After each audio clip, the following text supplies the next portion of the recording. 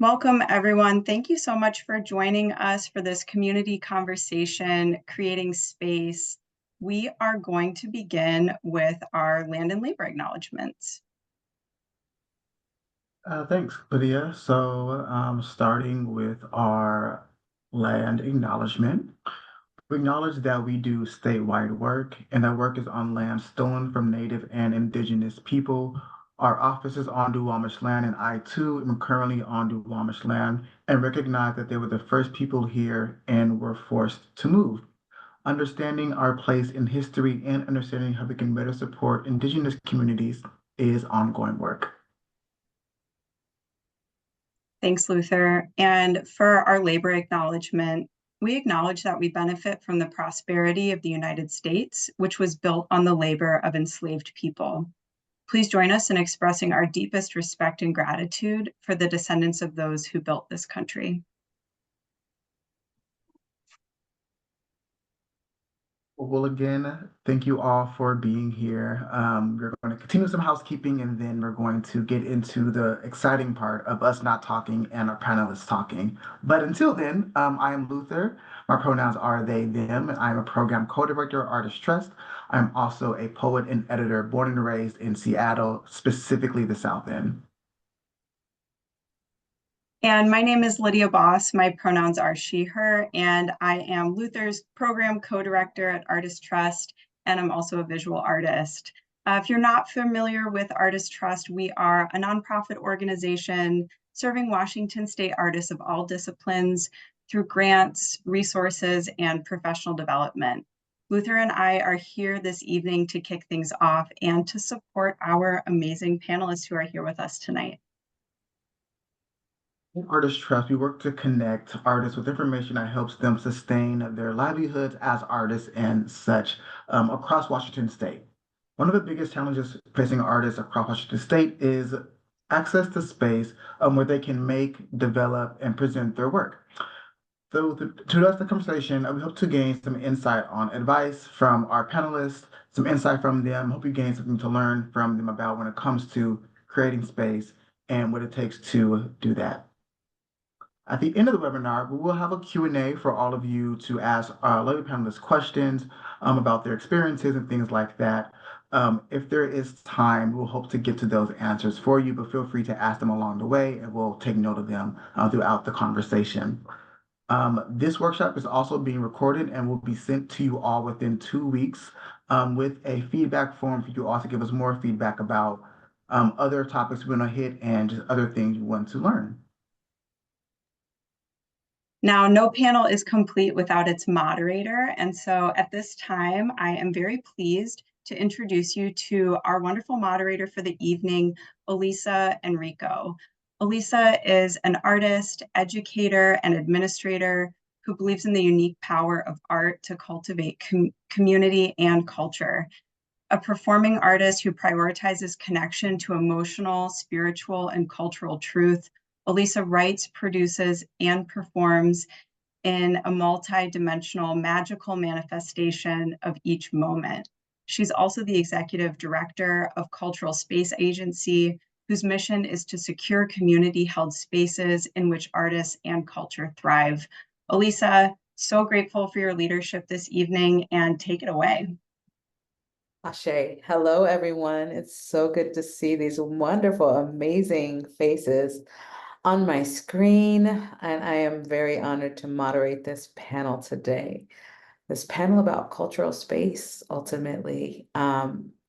So I will say a little bit about cultural space, and I'll invite everyone to introduce themselves who is on the panel. As an artist and culture worker, as someone who is a third-generation Seattleite, someone who's been gentrified out of my red line neighborhood, someone who has engaged with the creative for lifetimes, it feels like. We know as creative people how difficult it is to find, maintain, sustain space to do our work. And as creatives, we do that work anyway. We're never stopped by the lack of However, we deserve to live with bounty, as all human beings do on this planet. We all deserve space to work and to play and to live. We deserve safe space and brave space. And all human beings need, in my opinion, the arts and culture as a form of expression and reflection of the human condition. This is what I believe. I believe it so that I do it night and day for my work and for my life and for my children and for my community. We all, every single one of us, should be able to engage our truths in a way and express ourselves in a way that makes us feel alive. I don't want to say feel good because it always doesn't feel good. It doesn't always feel good, but you feel alive. Purpose, life, a life worth living. And if we have that, we have so much. And our panel today is full of amazing creatives and folks who have experience acquiring, maintaining, sustaining space in many different ways. And we are super excited to hear their stories and their voices. And with that, I'm going to pass the baton for introductions. I'm going to start around my square here. And below me, I have Rosie. So Rosie, if you'd like to unmute and introduce yourself. Hello, thank you. Thank you so much for inviting me to be here. I'm extremely honored. Just a quick intro. My name is Rosie Saldana. I am born and raised in the Yakima Valley, but I work out here in Tieton, Washington. I'm the artistic director for Tieton Arts and Humanities. I'm also a working artist. I work in different community galleries around the area, both Yakima, Tieton.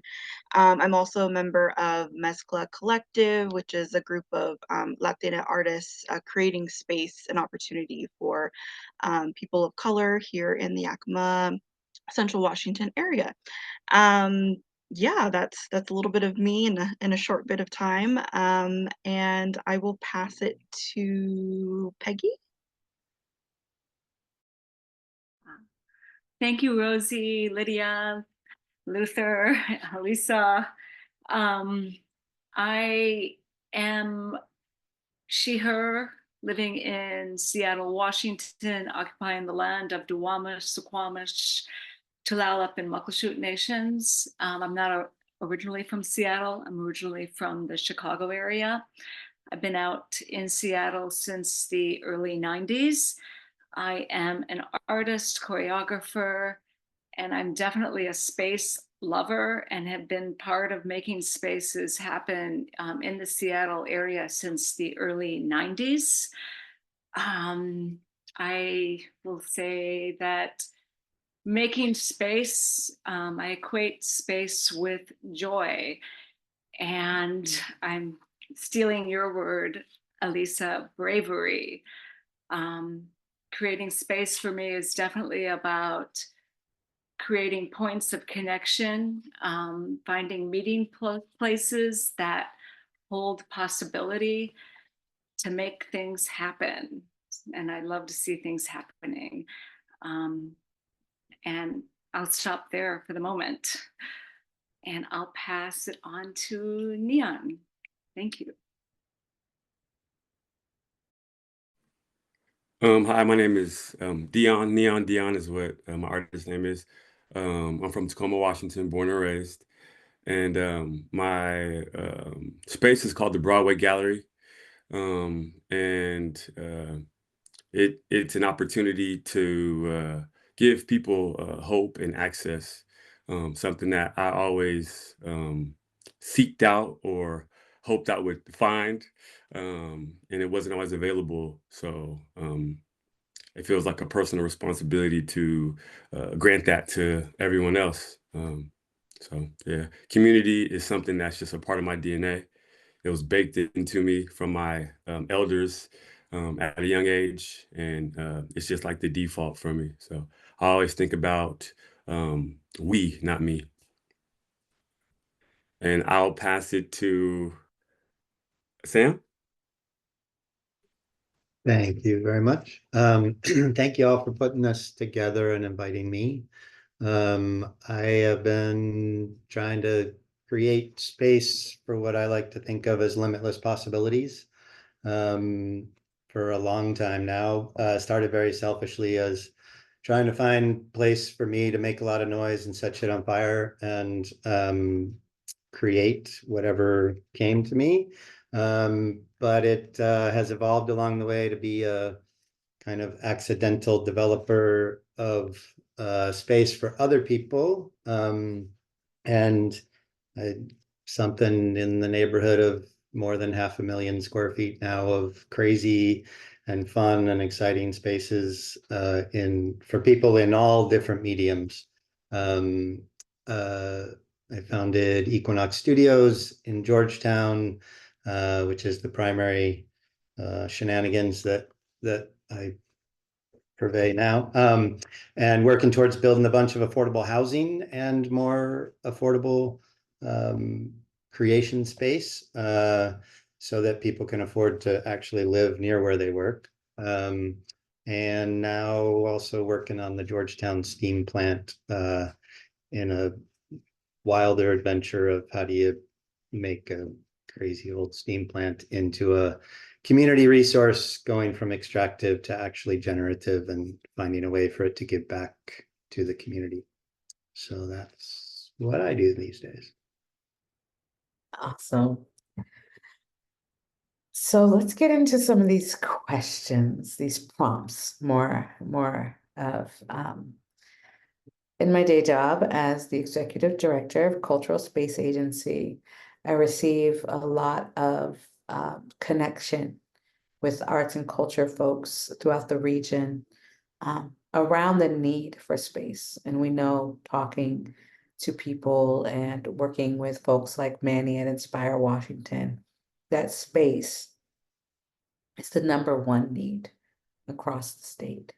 And we know how expensive in this time to be housed, but commercial space is its own realm as well, and it has a whole learning curve for people.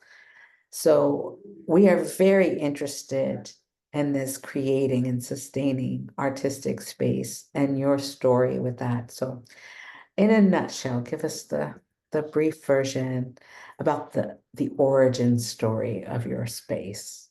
And if you have multiple, it's okay, you can pick one.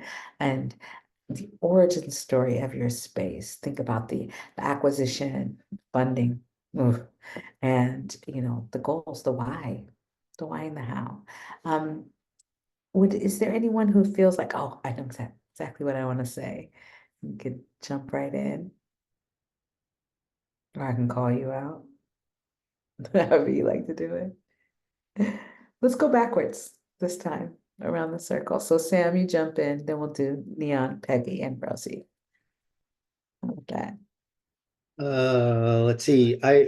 Origin story, I guess I would say in the reverse origin, what I've figured out over my time and my experience is that space is an interesting concept that I use to develop community.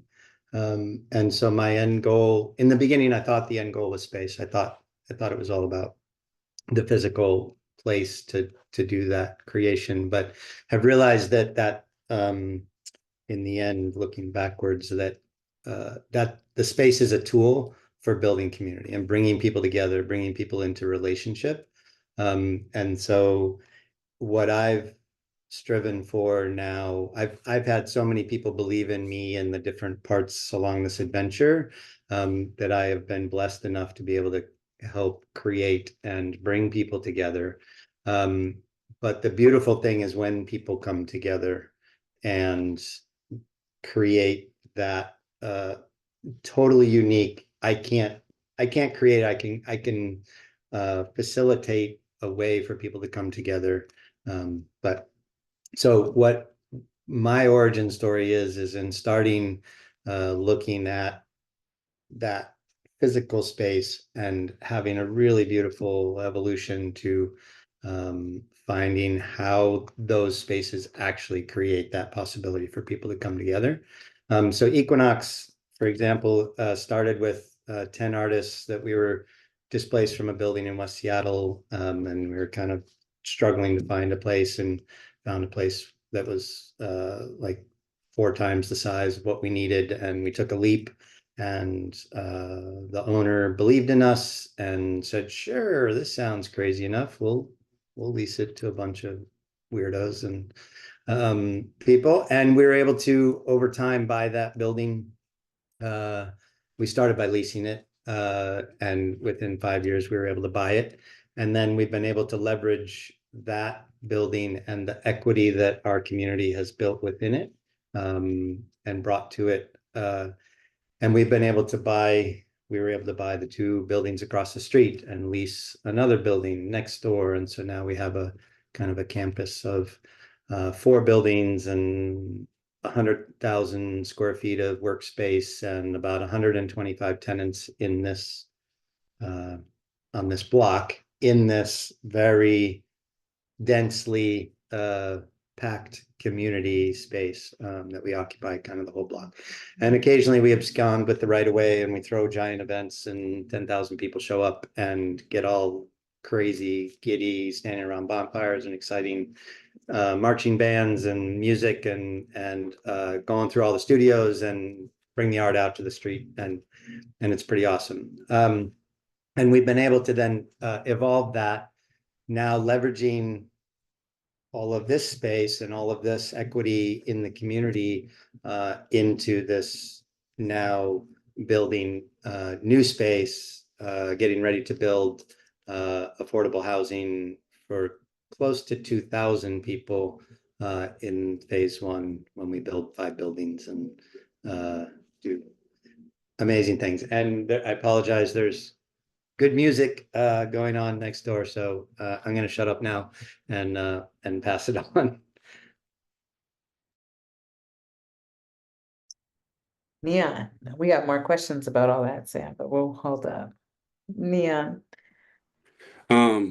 So yeah, origin story for me, the Broadway Gallery.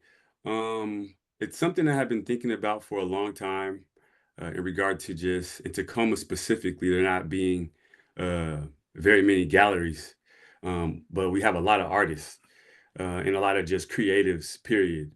So I think conceptually, when I started to just conjure up what the gallery looked like, it was more than just like a stark space, with art on the wall. I wanted it to be like a vibrant, um, just like inviting space, with like dynamic use.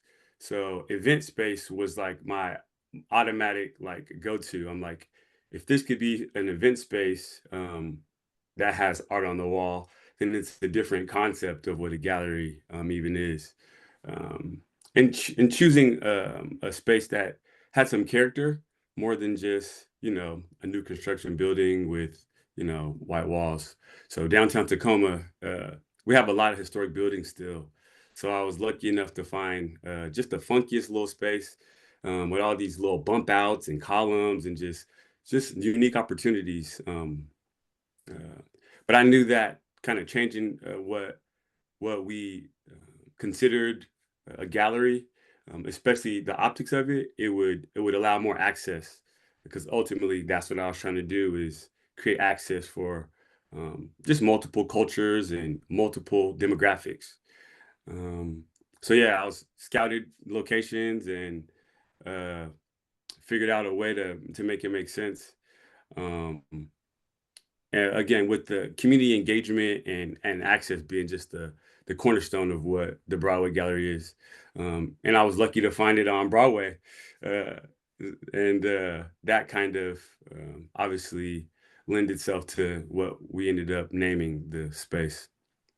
But for me, being like a Black man in America, I thought about like what Broadway meant and means, and it felt important to make sure I was carving space on Broadway for our culture and multiple cultures, because historically Broadway is where, you know, like white European art is like performed and heralded. So it was important again to change the narrative and again just allow access. So I'll pass it along. Thank you. Peggy, tell us your origin story. Yeah, I'm here to talk mainly about BASE. That's the current space that I founded along with my colleagues, Dana Hansen and Dave Prosha. And I'll say that it started at first, I was just at a point of my life personally that I was like, what do I need to really make a commitment to me, to my art, to the art that I'm making? And I was like, I really need to have a space, but it was never the intention to have a space, just my own space. It was also to have a community space.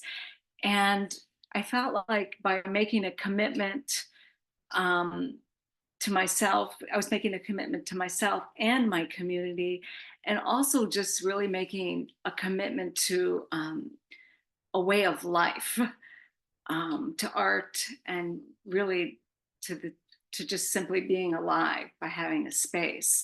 So it started back in 2015 when I met Sam. Somehow I got pointed in the direction of Sam, and the question is, Sam, I'm looking for space. A question I'm sure he gets asked a lot.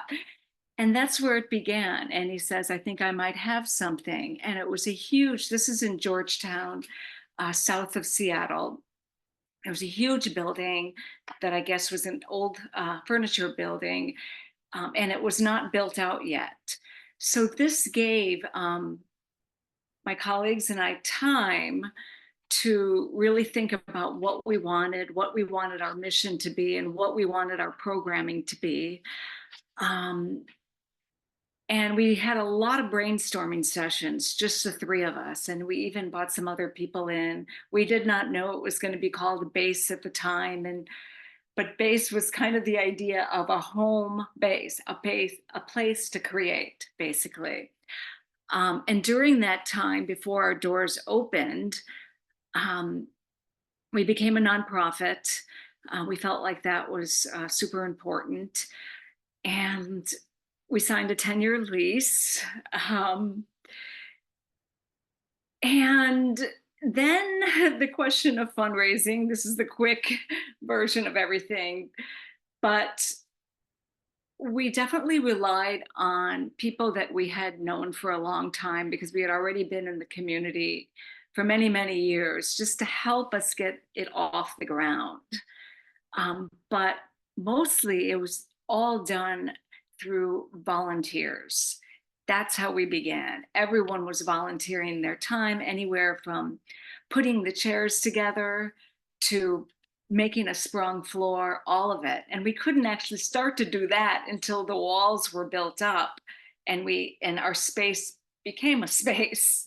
So everywhere from building out the space technically with grids and lights, to thinking about funding and how we were going to get things going. We knew I'll say that one of the most important programming, well, we wanted to have artist residency programs right from the start.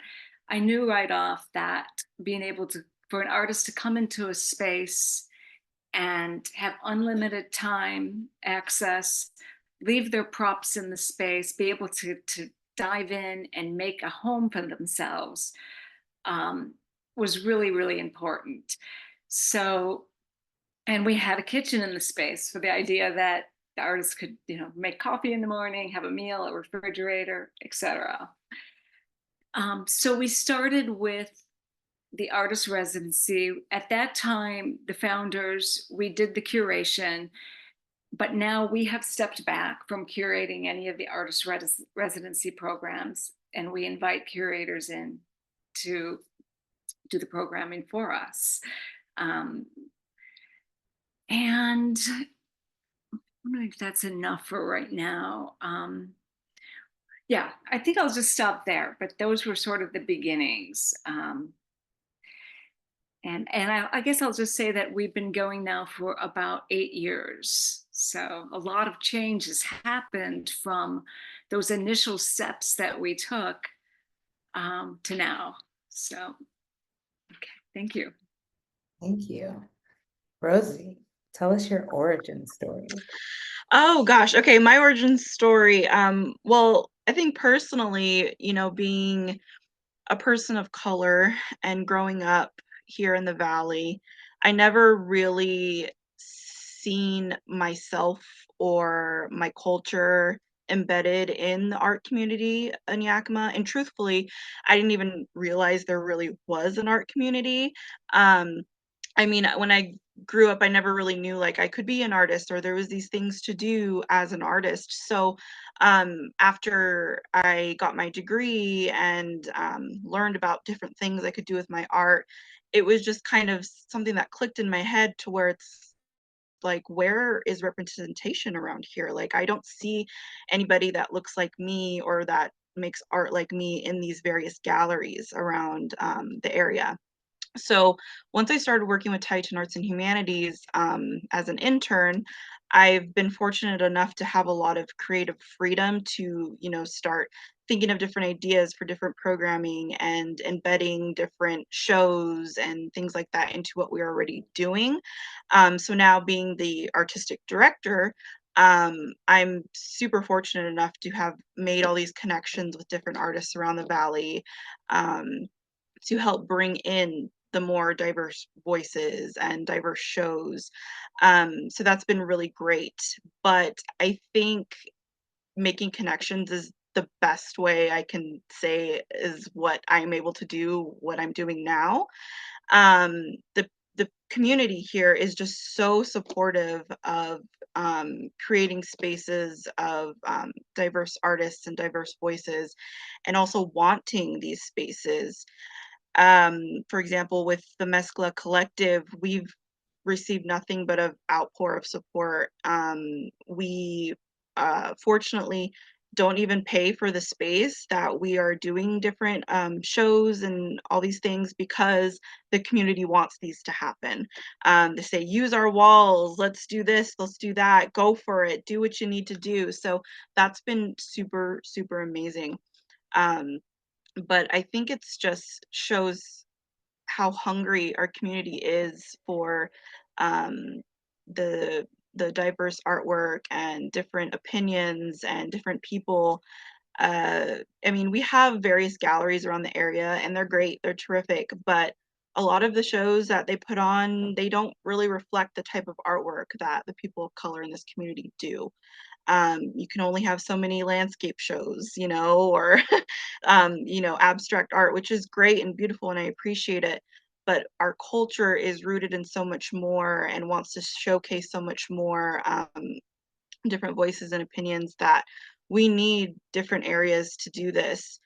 Um, so yeah, I think just, the support from the community and being given that creative freedom has really helped me evolve in what I'm doing here in Tieton and in Yakima, and helping to build up different programming.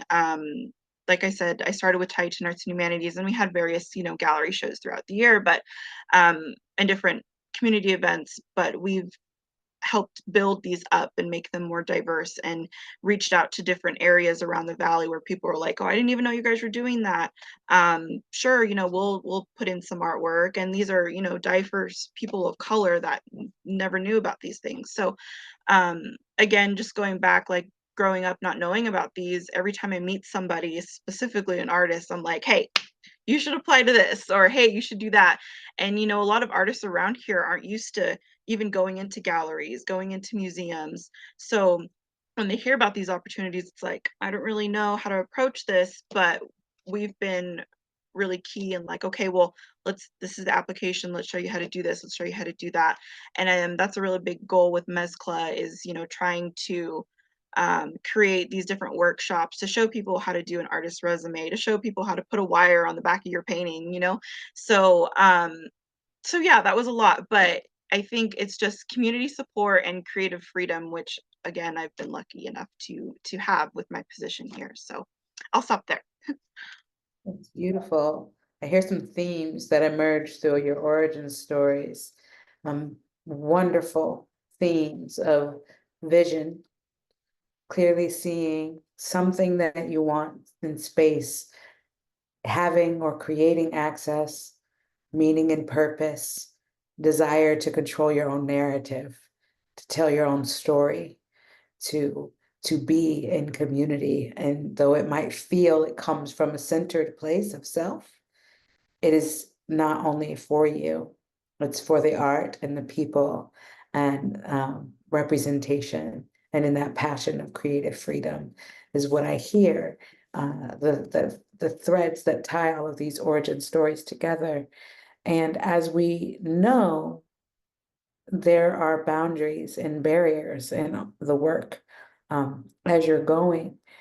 And we would love to hear perhaps a specific boundary that you remember, um, something that was in your way, a barrier, something you had to learn to navigate, and how you did that in your space, for your space, and with your people. Anyone have something popping to mind immediately? I can pick an order, but if you like, oh, I know that thing. I can, oh, go ahead. Let's do Rosie and then Okay. This is something that just kind of popped into my head and that I feel like still struggling with. A big thing I think is trust within the community. Specifically here in Tieton, majority of the population is, you know, Latina, but a lot of the businesses around here are run by non-Latina people. So that also goes back to, you know, personally for my culture, we never grew up going in museums, galleries weren't a thing. So when we put on our events that are specific for this community, it's hard to get them through the doors because one, that's not something that's common in their, you know, daily routine, but also the face of everything hasn't been a person of color. So when we do these things, it's hard to get them to come and participate and want to be involved because it's just, again, it's that trust thing. And I don't want to say that we've solved that problem altogether. It's something we're continuously trying to do. But I definitely think, you know, doing things like bilingual programming all the way around versus, you know, posters, handouts, speakers, that's definitely helped. But you know, just also creating those relationships with people and community leaders to try to say, you know, it's okay. You guys can walk into that gallery. It's totally for you. Or you guys can come and participate in this programming. It's for you. So that's definitely still a challenge we're working on. Again, we haven't solved it, but it has gotten better. It definitely has gotten better. Yeah, I'll stop there. Thank you. Neon, how about you?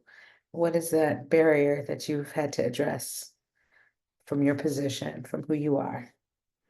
Um, I would say, and I like what Rosie was talking about, especially like agency is the word that comes to mind, right? Giving people the notion that they have agency over these spaces and these opportunities, you know, because yeah, like a lot of people in Tacoma haven't even been downtown or on Broadway, you know, they don't feel like they're welcome or belong, I guess, or even just a matter of maybe things, there's no like reference point. Uh, so I was able to do a partnership with the symphony last year, and the event was on Broadway at the theater called the Pantages in Tacoma. And so many people came and they said it was their first time coming to the Pantages. And they've driven past it hundreds, if not thousands of times, you know, but they just didn't have a reference point. So I think it's important in my role to be a reference point um, and show people the possibility is there to that the space can exist, and that also that their work is important to be showcased in these spaces as well. But that is even possible, and I believe that it just creates just so much energy. It feels nuclear at that point, you know. So that's what comes to mind for me. Thank you. Peggy or Sam? Yeah, I'll just chime in here for a moment. As I said earlier, BASE was founded by my colleagues Dana Hansen and Dave Proscia, and we're all white people. And so when we first started looking at the artist residencies and curation, we started that process ourselves, but that quickly changed because we had to start to learn how to decenter our whiteness within the organization. And our first step was just simply that we're not going to be the decision makers anymore. And so it was, well, okay, we're going to invite curators in, people of color in to run the residency program, bring their ideas to the table of what we should be considering. So it's always a work in progress, but that's pretty much probably, I don't want to say it was necessarily a challenge. I mean, it was more like, we need to do this, and how are we going to do this? So yeah, it's probably a pretty big example. Yeah. Awesome, thank you. Sam?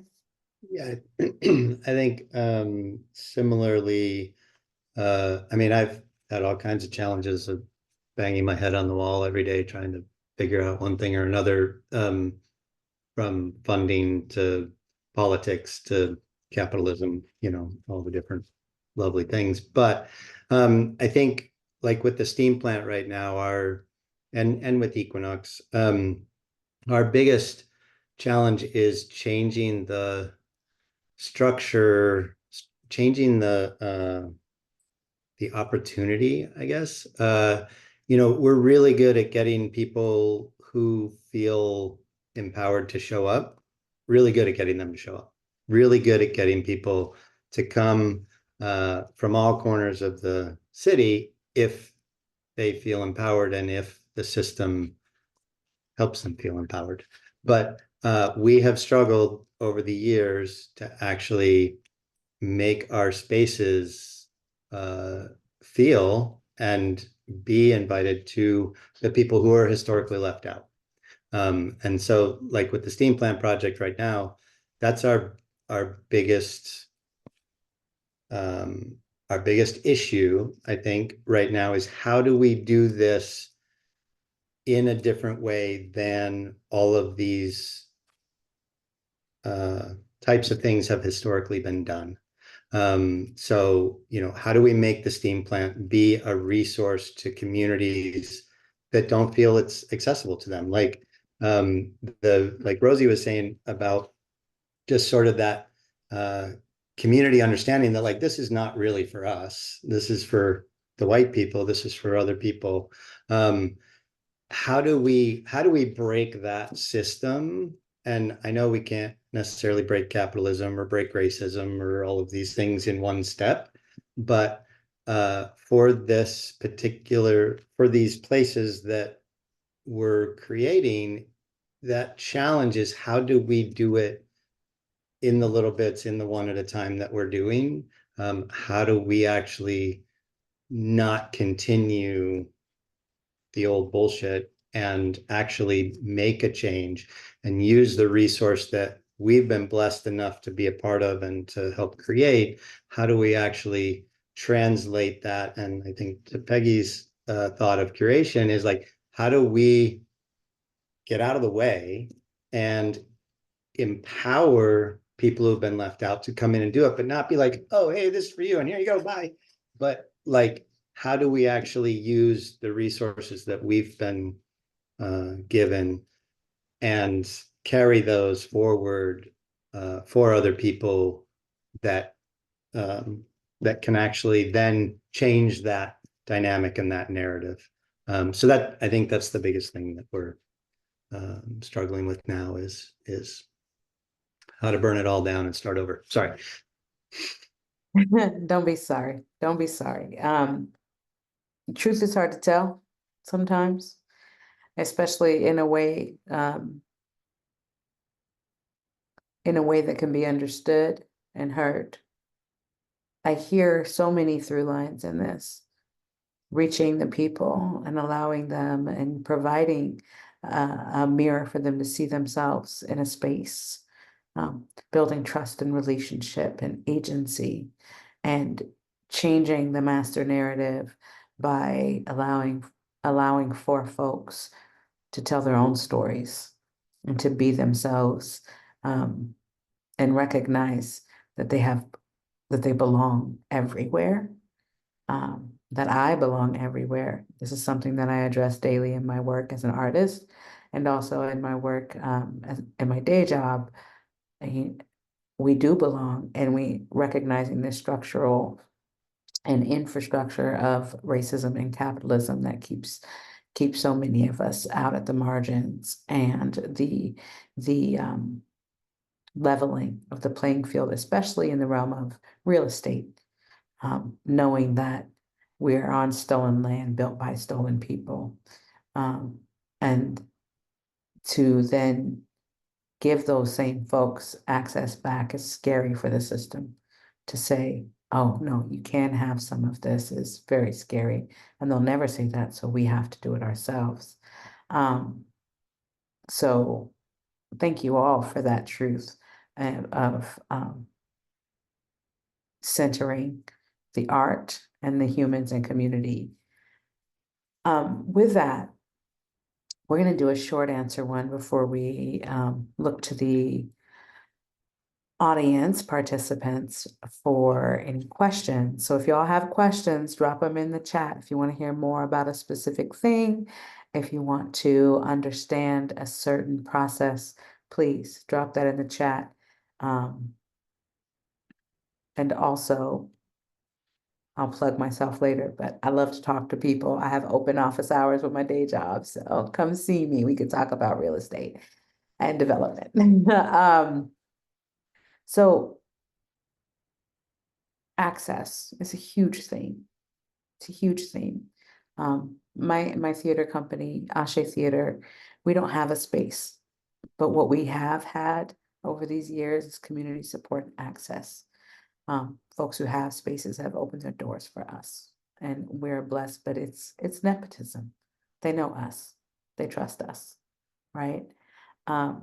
If you could change or uplift one thing about access to space, I know it's like that pie in the sky. What is that piece? What would you build? What would you change? What would you invent when it comes to access? I know my answer, but I'm not the one being questioned here. So I'm going to throw it at you all. Space makers, what would you do? And then we're going to throw it to the audience. Anyone? I mean, I can call you out. I'm good. Okay, I don't want to be called out, but I think for me, the pie in the sky is ending the system and starting over. Break capitalism, have no rent, just have go back to village where, if you needed a chicken, you traded it with somebody that had corn and all of the things, and get rid of money, which is just the language of doing business with people you don't trust. But anyway, since we can't do that, I'm just throwing that out there. I think building the ability to, in the current system, empower the people who've been left out, but more importantly, help them know that they are powerful, and work with them, collaborate with them to have the resources to do the things and be in the positions that people have believed in me enough to be in, and give the opportunity to own, as much as it is an illusion, but give the opportunity to own the spaces and build wealth for themselves and for the communities that they bring together in those spaces. I think I would definitely piggyback off of that. I think that would be just the main goal, is seeing people of color in these positions to make these changes and to make these different things happen. Because as I mentioned before, people don't trust spaces where people that don't look like them are running the place. So, having people of color, be the ones calling the shots, that would be the main goal, right? Having people of dual language be up in front and center, because the more representation people see, the more safety they feel within these spaces, and the more inclined they feel welcome to be in these spaces. So I definitely agree with Sam. I think the other thing would just be more money, but I think we all can agree to that one. Thank you. Peggy, Neon, what would you change? What would you create? I'm going to just say more affordability, more spaces. I think with base, that's always at our first consideration is affordability, that artists can come in and rent space, whether it's for a week, 1 day, 1 hour, whether it's for a month, at an affordable rate. So I guess I'm on board with Sam and Rosie for sure. And I'm just, it's hard to find space. So I'm like, and it's hard to find space that's even affordable. So I'm going to say somehow more affordable space is, my biggest dream, that somehow can become, that people can recognize how much the value in, having artistic spaces in the city, and how that, creates for a vibrant culture. So start there. Looks like Neon is reconnecting to audio. And seeing something happening down there. All right, you're connected again, Neon. Oh yeah, sorry, I'm not sure what happened. It just feels like a difficult question to me. I've been struggling with it from the beginning. There's so many things, um, and there's been so many great answers. Um, so I'm not sure, but just what comes to mind is um, just like conceptualizing more and imagination, just more. Uh, yeah, I feel like that would create more access if there was more just conceptualized ideas and imagination put into things, because it attracts new people, it attracts new energy, it attracts new ideas. So just off the back, that's what I can think of, because I just put myself in that position of um, being on the other side of things when I didn't know where to start. I was interested in art, kind of thought, I was a little creative, but didn't just know where to start. You know what I mean? Didn't know where to go. Um, but I think, things that attracted me were always stuff that just had imagination, or a theory of avant-garde, or just something that, was unique. But I feel like people don't put enough effort into that part of it, and that would create a lot more access. Yeah. Beautiful, beautiful. My dream, just throw it in there, is a library. I've had this dream since I was a little kid. And it's like the same model as the library, but it's everything you need, including space to perform and rehearse. And you can just check it out and check it back in. And that's it. That's it. So the coolest. The library. With that, do we have any questions? I'm opening the chat here. And I see that Justin has a question for folks. I don't know if you had this specific for somebody, Justin, but I'm just going to throw it out there. What advice would you give to someone starting their journey toward building an artist space? All right, this is that sage piece of advice question. All right, who's ready to jump in? Go for it, Neon. Don't be afraid. That's the first thing I would say, because fear is our biggest obstacle. Well, at least for me, as an artist, is all this self-doubt and like imposter syndrome starts to like weigh on you, and you start to doubt yourself and get scared. But what I realized in my life is that if I allow that to happen, then I'm never gonna go forward, and then I'm gonna just forever regret, allowing that to happen. You know what I mean? I can't personally, if you feel convicted to do it, it means it's your calling. And if you don't at least attempt it, uh, I just believe that I will forever regret it and just be in misery. And I'm not for that. I'd rather try and fail than to live with the regret of like, what if or why didn't I? I personally cannot live with that. So I would say just don't be afraid. Just go for it. You gotta start somewhere. Everybody starts somewhere. And it might not be exactly where you want it to be at first, but taking that first step is the biggest part of it, because you can get to where you want it to be. It just takes time. You might have to recalibrate. It may not look like how you thought it would at the beginning, but it'll look like how it's supposed to. Just trust your instinct and follow your calling. Love that. And because there are several questions here, and I want to make sure that we'll do one answer on each. And if we have time, we'll come back to that sage advice piece, because I think that's always a good one. So think about that sage advice. Anonymous is asking us, Rosie was spot on with saying it's all about trust. What are some ways you build trust within the communities you work in?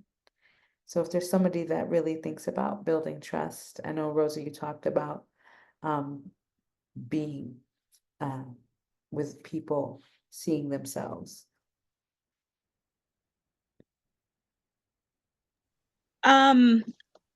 It's hard. It really is hard to build trust, specifically with people that have been historically out of the picture.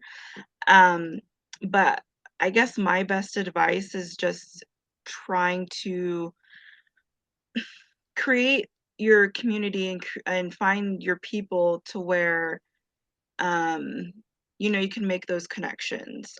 Personally, I actually do not speak Spanish, so it's been really hard for me to make those connections with my people and to create that trust. But I've been lucky enough to have people um, in my corner of the ring that have kind of helped me build up those relationships and make those connections with people. But I also think just doing something, if you have an idea in mind or a project in mind, just doing it is great in itself, because people see you do this, they see things happening, and they're like, oh, I see you, I see what you're doing, like that's cool, I want to be a part of that. So just making things happen, regardless if you're unsure of it or if you're not sure how to approach it. you know I always get frustrated with people when they're like, that space isn't for me, or I don't want to be a part of that. It's like, the conversation is never going to change. Things are never going to happen if you don't put yourself at the table.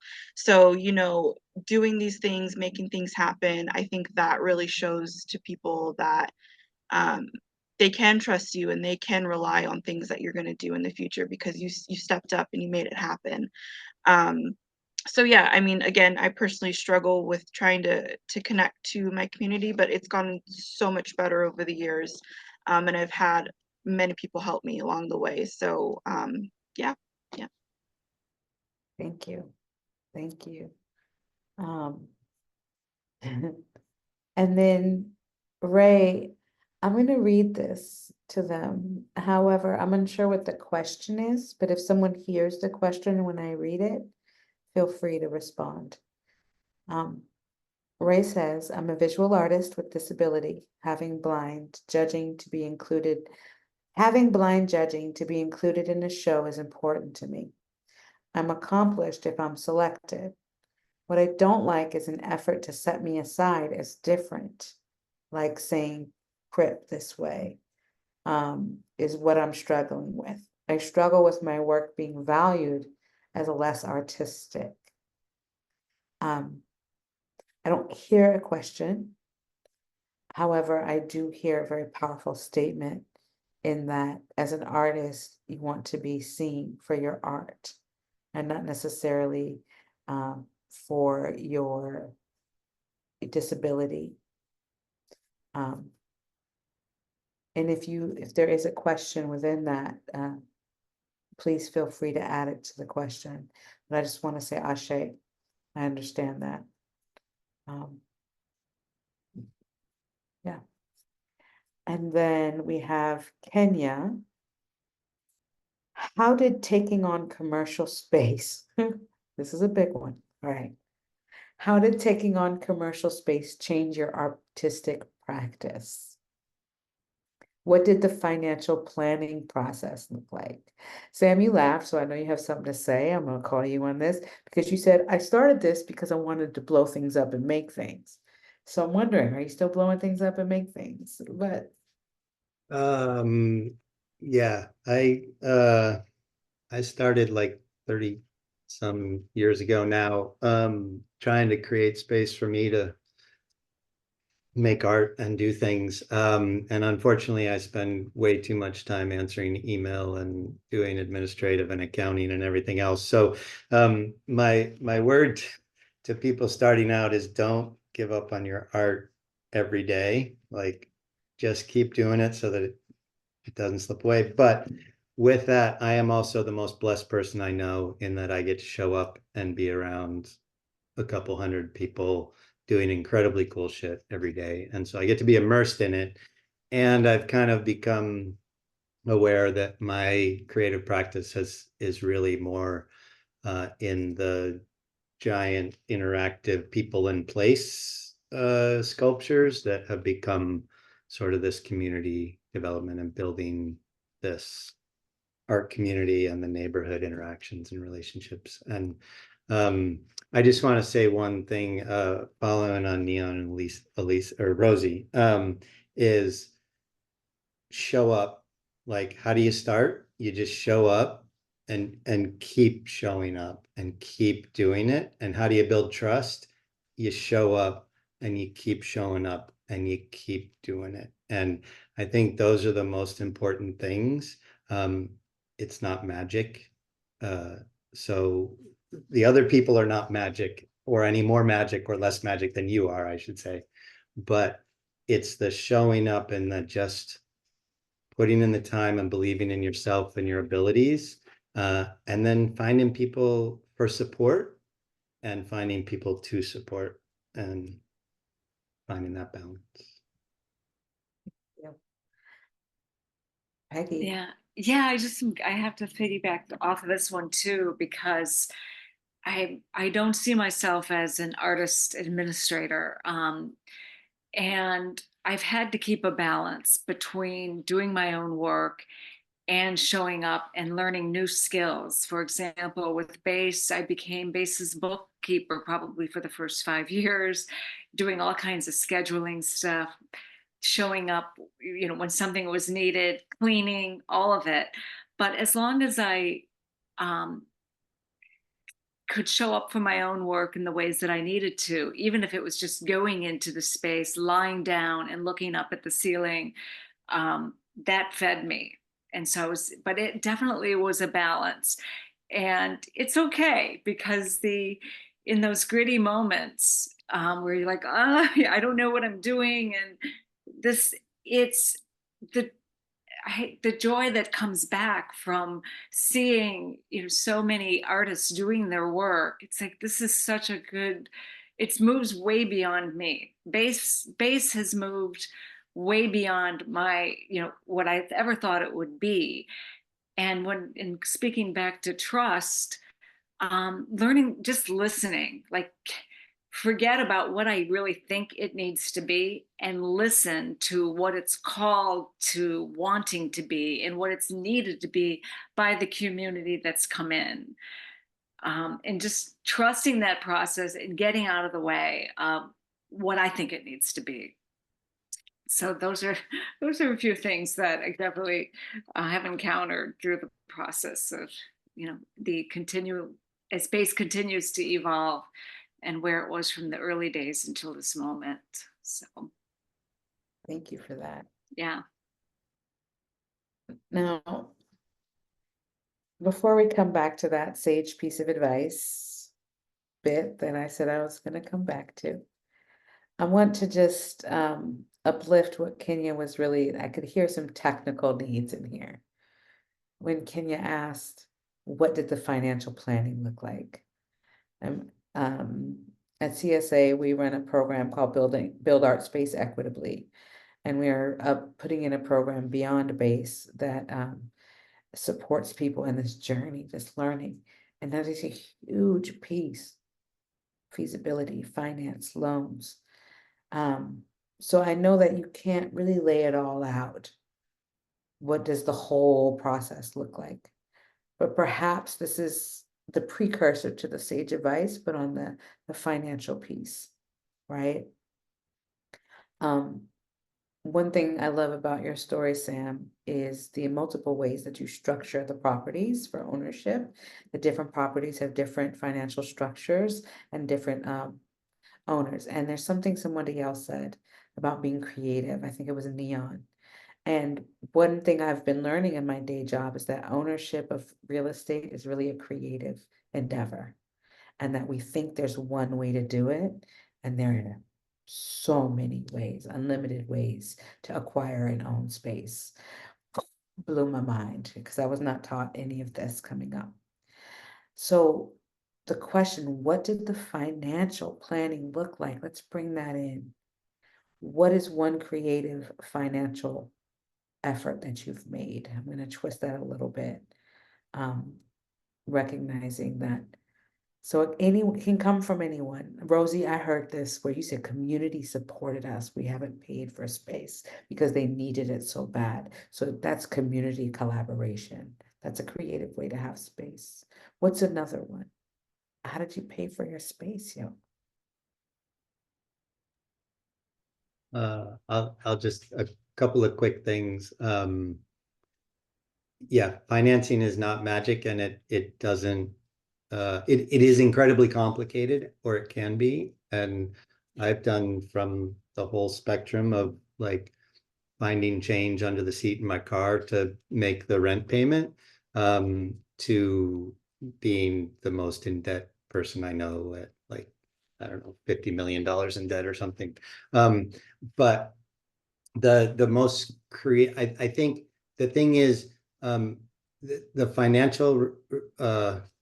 financial metrics become much less complicated when you're in relationship with the people you're doing financial transactions with. So in just being a landlord, if it was just landlord tenant and didn't have any relationship, like it would be a totally different world when people are struggling, right? So, but when people struggle, like during the pandemic, when Equinox artists got their like federal stimulus checks and donated them into the pool so that other artists who couldn't afford to pay rent could pay rent, like, and to support the community as a whole, that was an incredibly beautiful thing. But and people that were like, I'm not paying my corporate landlord residential place, like I'm going to pay my Equinox rent because that is going to support the community. So things like that, being in a relationship. I also think that financial things are very, very complicated and can be learned, but it's how much you want to spend time learning financial theory and process and not doing your art, or doing the community. But there are a lot of people like the Cultural Space Agency and others who have a lot of these resources, and don't be afraid to go and ask and brainstorm. I'm here. I offer to anybody, anywhere, come. I've learned an incredible amount of stuff just by doing it wrong and trying again. But also have had a bunch of people blessed me with their knowledge and their resources, and I want to pass it on. So I think asking and building your community around people who know financial things, and get that help and collaboration. Thank you. Thank you for that. It is a learning process. And at this moment, we're coming back to the sage advice, y'all, because we're going to close out here in a moment. But that piece. So we started out with, don't be afraid, be brave, right? Neon gave us that gem. So what's your sage advice? I would add find your people, find your community. That's really how you make things happen. One person cannot do it alone. I'm guilty of putting things on my plate and it's like, I can do it. And then I get to the breaking point. But I've been so fortunate enough to have a wonderful community behind me, and great art friends that have helped make things happen. Whether it be pulling an all-nighter, making props for Day of the Dead, or, just being there to be like, girl, calm down, you're okay. So yeah, you definitely need to find your people and that support, because it's not an easy road, it's not an easy journey, and you need that support to make things happen. So yeah, find your people. All right, find your people. Thank you for that. Peggy? Such a great question. I think I'm always asking myself, like, what am I doing? Where am I at? But I'm gonna say, maybe deeply consider your creativity, your passion, your desires, to make art, really seeing art as a way of life, like as a way of being alive on this planet, as a way of understanding, as a way of, for me, bringing in poetry, as so to try to make sense of any given moment. So maybe it's a question I'm gonna give, like, how is making your art a way of life for you, and what does that mean for you? And do it. So Thank you. Find your meaning, find your center, and do it. And Sam, you just gave some, but what's that sage advice? I think all of those get your community involved with you and let them shine in the volunteer effort, in the collaboration, in whatever it is. Like, you're inspired and you're inspiring. Let that all build, because you can't do it alone. I've tried for many years to do it alone, and it's hard. So bring those people in, and then channeling Neon here, I think I'm gonna say a favorite quote, which is, "Fear was invented to keep you from dying. Don't let it keep you from living." Go out, do it every day, show up, and you are powerful. Make it happen. And if you need help, call me. Ashe. Thank you all so much. This is what I heard. I'm going to throw it back at you. The sage advice of today's panels. Don't be afraid to find your people, to keep your creative center, to be inspired and then inspire, to show up and live. So y'all are some wise folks. Let me just say that, because that sounded bomb. T-shirts for everyone. No, I'm just playing. But I personally just want to thank you all for allowing me to moderate this conversation. There's so much more to space. And like Sam said, the Cultural Space Agency is a resource. You can always hit me up, info@culturalspace.agency. And I may not have what you need, but I can definitely talk about what you need and point you possibly to talk back to Sam. But there are folks out here that want to talk about it and help you figure it out. I'm going to pass it to Luther, I think, to close us out. Yeah, thank you all so much for that wonderful, wonderful conversation. I myself learned a lot from hearing you all talk about creating space, making space, being fearless, showing up, finding your people. I think all those are really exciting for me as an artist as well to hear. And so, yes, thank you, Melissa, Neon, Peggy, Rosie, Sam, for being here and being wonderful panelists. And hopefully, people got some great nuggets to take away from here. Um, Again, the recording will be coming to you within 2 weeks. 2 weeks, within 2 weeks. Also, you receive a feedback form to fill out to give artists trust, some other topics to consider. We love doing these conversations, and we love making sure that artists are feeling heard, seen, and getting great advice to sustain their own career. So look out for that recording within the next 2 weeks. And again, thank you all for being here. Thank Thank you. you, everyone. Thank you. Thank you.